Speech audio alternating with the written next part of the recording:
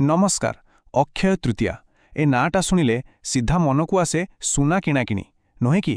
କିନ୍ତୁ ଆଜି ଆମେ ଏମିତି ଏକ କାହାଣୀ ବିଷୟରେ ଜାଣିବା ଯାହା ଏହି ସାଧାରଣ ଧାରଣାର ବହୁତ ଉପରେ, ବିଶେଷ କରି ଆମ ଓଡ଼ିଶାରେ। ଜାଣିଲେ ଏଇଟା ହେଉଛି ମାଟି, ଆମ ଚାଷୀ ଆଉ ତାଙ୍କ ଆଶାର କାହାଣୀ।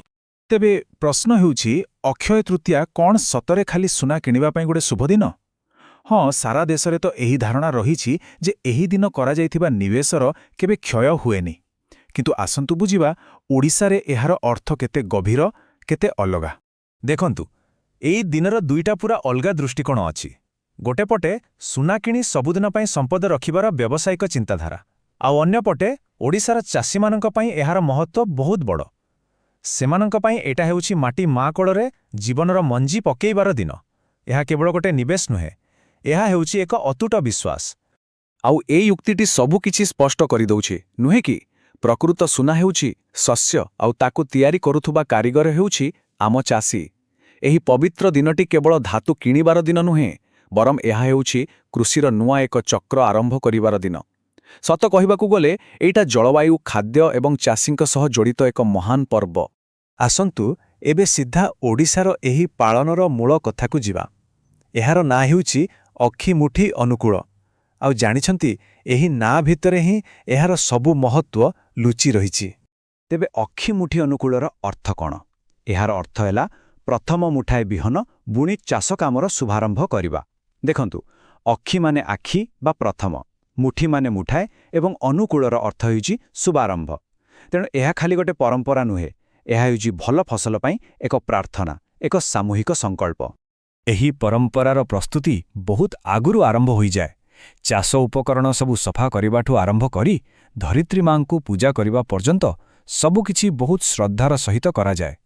ପରିବାରର ମୁଖିଆ ନୂଆ ପୋଷାକ ପିନ୍ଧି ବିହନର ସୁନ୍ଦର ସଜା ହୋଇଥିବା ଟୋକେଇଟିକୁ ଧରି କ୍ଷେତକୁ ଯାଆନ୍ତି। ସେଠାରେ ପୂର୍ବ ଦିଗକୁ ମୁହଁ କରି ସେ ପ୍ରଥମ ମୁଠାଏ ବିହନ ବୁଣନ୍ତି। ଏହି ପବିତ୍ର କାର୍ଯ୍ୟଟି ଚାଷୀ ଆଉ ତାର ମାଟି ଭିତରେ ଥିବା ସେହି ଗଭୀର ସମ୍ପର୍କକୁ ହିଁ ଦେଖାଏ। କିନ୍ତୁ ଜାଣନ୍ତି, ଏହି ଉତ୍ସବ କେବଳ ଗୋଟିଏ ପରିବାର ଭିତରେ ସୀମିତ ନୁହେଁ। ଏହା ହେଉଛି ପୁରା ଗାଁର, ପୁରା ସମାଜର ଏକ ସାମୂହିକ ପ୍ରାର୍ଥନା। ଏହା ସମସ୍ତଙ୍କ ଭାଗ୍ୟକୁ ଗୋଟିଏ ସୂତାରେ ବାନ୍ଧିଦିଏ। ଏହି ପର୍ବର ସାମାଜିକ ଦିଗଟି ବହୁତ ଗୁରୁତ୍ୱପୂର୍ଣ୍ଣ। ଓଡ଼ିଶାର ଅନେକ ଗାଁରେ ଏହାକୁ ଗୋଟେ ବଡ଼ ସାମୂହିକ ଉତ୍ସବ ଭଳି ପାଳନ କରାଯାଏ। ଗାଁର ପୂଜକ ସମସ୍ତଙ୍କ ମଙ୍ଗଳ ପାଇଁ ପୂଜା କରନ୍ତି ଏବଂ ବେଳେବେଳେ ସମସ୍ତେ ମିଶିକି ଗାଁର ସାଧାରଣ ଜମିରେ ବିହନ ବୁଣନ୍ତି। ଏହା ହେଉଛି ଭାଇଚାରା ଆଉ ଏକତାର ପ୍ରତୀକ, ଯେଉଁଠି ସମସ୍ତେ ବୁଝନ୍ତି ଯେ ଜଣଙ୍କର ସଫଳତା ଅନ୍ୟମାନଙ୍କ ଉପରେ ନିର୍ଭର କରେ। ଆଚ୍ଛା, ଚାଲନ୍ତୁ ଏବେ ଏକା ନୂଆ ଦିଗକୁ ଯିବା।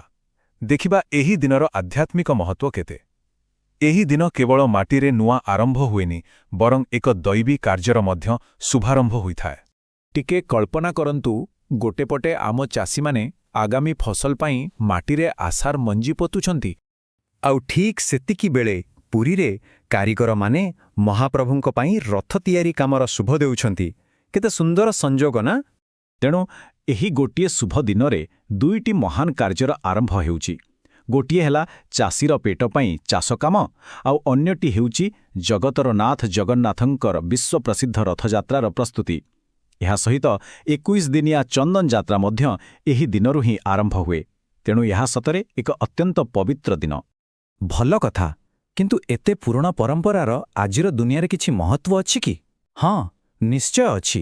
ଏହା ଖାଲି ଗୋଟେ ପରମ୍ପରା ନୁହେଁ, ଏହା ହେଉଛି ନିରନ୍ତରତା ବା ସଷ୍ଟେନେବିଲିଟିର ଏକ ଜୀବନ୍ତ ଉଦାହରଣ। ଦେଖନ୍ତୁ, ଏହି ପର୍ବଟି ତିନୋଟି ମୁଖ୍ୟ ଦିଗକୁ ଶକ୍ତିଶାଳୀ କରେ: ପରିବେଶ, ଅର୍ଥନୀତି ଆଉ ସଂସ୍କୃତି। ପରିବେଶ ଦୃଷ୍ଟିରୁ ଏହା ପ୍ରକୃତି ସହିତ ଆମର ଯୋଡ଼ି ହେବାକୁ ଶିଖାଏ। ଅର୍ଥନୈତିକ ଭାବେ ଏହା ଗାଁ ଗହଳିର ଅର୍ଥନୀତିକୁ ସାହାଯ୍ୟ କରେ, ଆଉ ସାଂସ୍କୃତିକ ଦୃଷ୍ଟିକୋଣରୁ ଏହା ଆମ ଐତିହ୍ୟକୁ, ଆମ ପରିଚୟକୁ ବଞ୍ଚାଇ ରଖେ। ଆଉ ସବୁଠୁ ବଡ଼ କଥା ହେଉଛି, ଏହି ପରମ୍ପରା ପିଢ଼ି ପରେ ପିଢ଼ି ଚାଲି ଆସୁଥିବା ପାରମ୍ପରିକ ଜ୍ଞାନର ଏକ ଜୀବନ୍ତ ଭଣ୍ଡାର। ଏହା ଆମ ପୂର୍ବପୁରୁଷମାନଙ୍କର ସେହି ସ୍ଥାୟୀ ଚାଷ ପ୍ରଣାଳୀକୁ ଆଜି ବି ଆମ ଭିତରେ ବଞ୍ଚାଇ ରଖିଛି। ତେବେ ଶେଷରେ ଗୋଟେ ପ୍ରଶ୍ନ। ଆଜିର ଏହି ଆଧୁନିକ ଦୁନିଆରେ ଯେତେବେଳେ ସମସ୍ତେ ସ୍ଥାୟୀ ବିକାଶର କଥା କହୁଛନ୍ତି, ଆମେ ଆମ ଓଡ଼ିଶାର ଏହି ପରମ୍ପରାରୁ କ'ଣ ଶିଖିପାରିବା, ଯେଉଁଠି ପ୍ରକୃତ ସମ୍ପଦ ସୁନା ବା ରୂପାରେ ନୁହେଁ, ବରଂ ମାଟିରେ ହିଁ ନିବେଶ କରାଯାଏ? ଏ ବିଷୟରେ ଟିକେ ଭାବିବା ନିହାତି ଦରକାର।